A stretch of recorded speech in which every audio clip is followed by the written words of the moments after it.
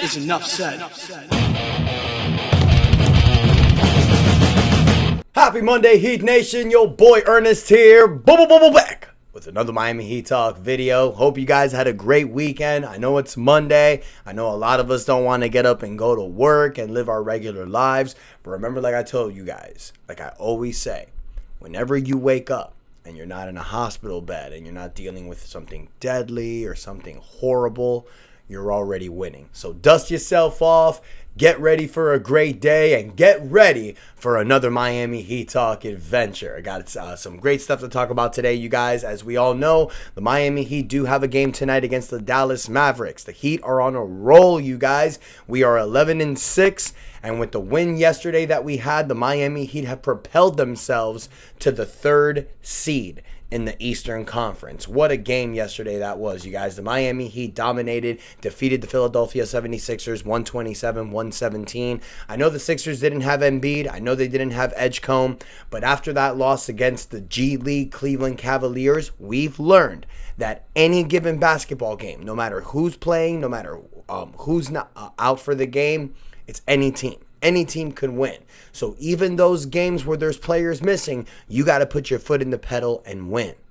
But there's something special that may be happening in tonight's game against the Dallas Mavericks. Now, yeah, the Heat have shocked the world. First 17 games of the season, we're 11-6, 3rd seed.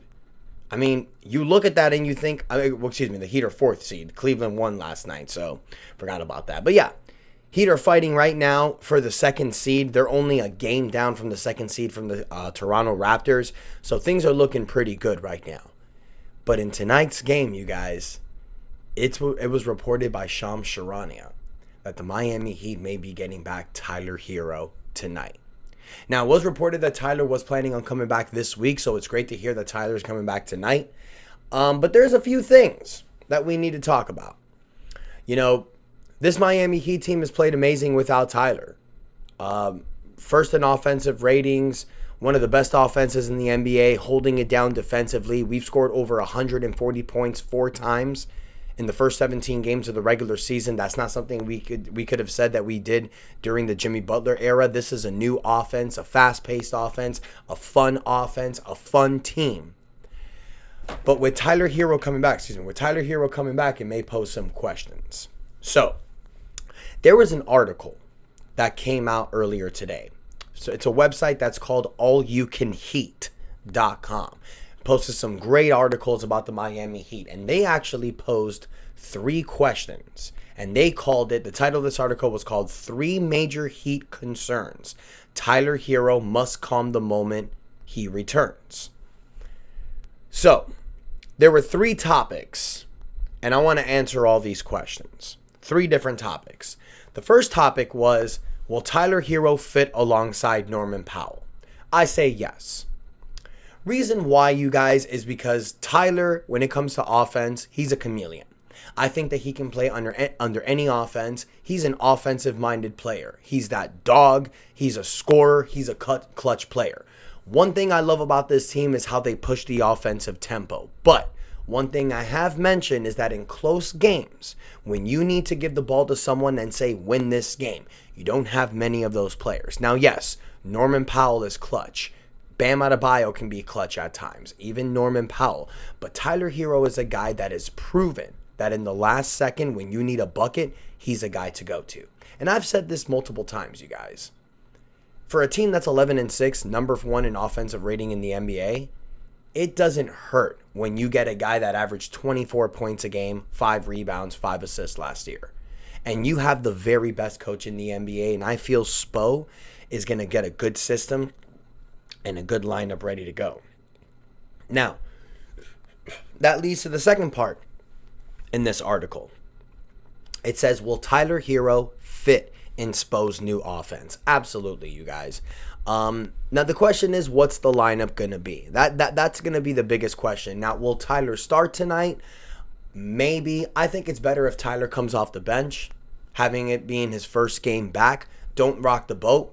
Leave the lineup as is. Leave your starting lineup as is. I think a starting lineup of Kel'el Ware, Bam Adebayo, Pelle Larsson, Norman Powell, and Davion Mitchell is fine. Now, of course, if Andrew Wiggins is back tonight Andrew is going to take the starting small forward positional place. Now, the injury report has not came out yet. When it comes out, I'll post a short letting you guys know.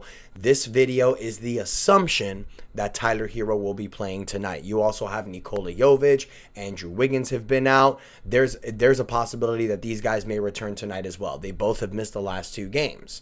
But I really think that Tyler is going to fit in Spo's new offense, you guys. It's like I mentioned in the first part. He's a chameleon. He can adjust to any offensive lineup out there. And he's only 25 years old. This is a fast-paced offense that the Miami Heat have been implementing for years now. And I think Tyler's going to fit right on there. Now, yes, Tyler Herro's game is hugely on pick and roll, but that's mainly because that's what the Miami Heat's roster has been the last few years. We've been a pick and roll team. I think Tyler will be able to adjust. I can definitely see a starting lineup of Kel'el Ware, Bam Adebayo, Norman Powell, Tyler Herro, Davion Mitchell. Maybe not a starting lineup, but I can see that lineup out there at times. I can also see a lineup of Bam Adebayo, Andrew Wiggins, Norman Powell, Tyler Herro, Davion Mitchell. Reason why I'm saying that is because Davion Mitchell is number 1 in the NBA for assist to turnover ratio. So I can see Davion leading with the ball in his hands, Tyler and Norman getting out there, setting screens from Bam and Ware, getting open, hitting shots. That fast-paced offense is going to be beautiful. One thing we saw about Tyler last year, he was great in those catch and steals, hitting to the opposing basket. This is a guy that I think is going to be easily implemented into the Spurs fast-paced offense. And then the final part that this article mentioned is, can he add value for an offense that's already clicking? Absolutely. Because what Tyler is going to bring to you guys, what Tyler is going to bring to this team is that clutch, ice in your veins type of player.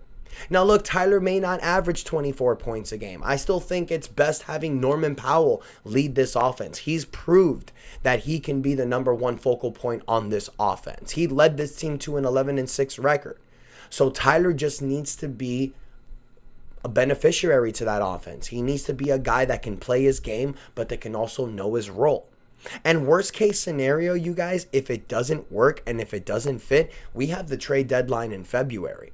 The last thing we want to do is harm this team. You can easily comprise a package of Tyler Herro, 1 or 2 players, and a draft pick and send it out for a guy that's going to make you instant contenders. Guys like Lauri Markkanen, Domantas Sabonis. There's going to be a lot of bigs that are out there, especially coming towards the trade deadline, where you're going to be able to make a deal. Because that is one thing this Miami Heat team is missing. Size. Yes, we have Kel'el Ware. Yes, we have Bam Adebayo. But as we saw with Bam Adebayo's injury, if one of those guys go out, we're going to be really hampered when it comes to size. Now, it's worked. It's worked. But for how long? So, Heat Nation, I want to hear from you guys. How do you think Tyler Herro is going to work on this roster? Do you think he's going to make it better? Or do you think he could potentially make it worse? Let me know you guys' thoughts in the comments. Don't forget to support the channel, you guys. Smash that like button. Don't forget to subscribe. We are on the road to 8,000 subscribers. I appreciate y'all. And until next time, your boy Ernest out. And that is enough said.